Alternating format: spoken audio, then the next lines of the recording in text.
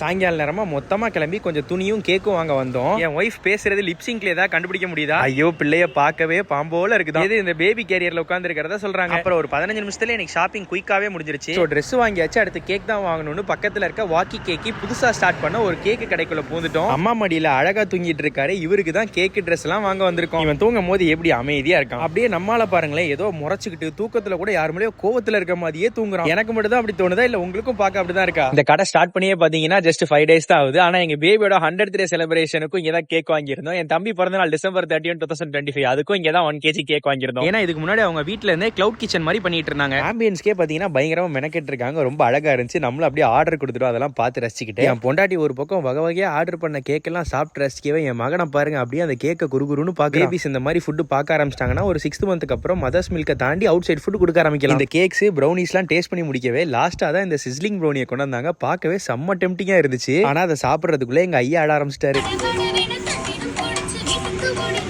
இந்த பாட்டு தான் நண்பர்களே. இதை போட்டுதான் அவர் அழுகிற நேரம் அவர் அழுகையை கண்ட்ரோல் பண்றது. அப்புறம் ஐயா அழுகை நிறுத்தினதுக்கு அப்புறம் தான் சிஸ்லிங் ப்ரௌனி சாப்பிட்டோம். சும்மா தேனு மாதிரி உள்ள இறங்கிச்சிங்க. அப்புறம் அப்படியே சாப்பிட்டு முடிச்சுட்டு இந்த கேக்கு ராகி பிஸ்கெட் இதெல்லாம் வாங்கிட்டு போன வேகத்துக்கு ரிவர்ஸ் கியரை போட்டு வீட்டுக்கு வந்துட்டோம். நீங்களும் கேக்கு ராகி பிஸ்கெட் ப்ரௌனி எல்லாம் வாங்கி அவங்கள சப்போர்ட் பண்ணுங்க. நீங்க லோக்கல் பீப்புளா இருந்தா evening part time job vacancy அவங்க கடையிலே இருக்கு. ரைட்டு 1.5 நிமிஷம் ஆகி போச்சு. நானும் vlog முடிக்கிறேன். நல்லதே நினைப்போம், நல்லதே நடக்கும். பை நண்பர்களே.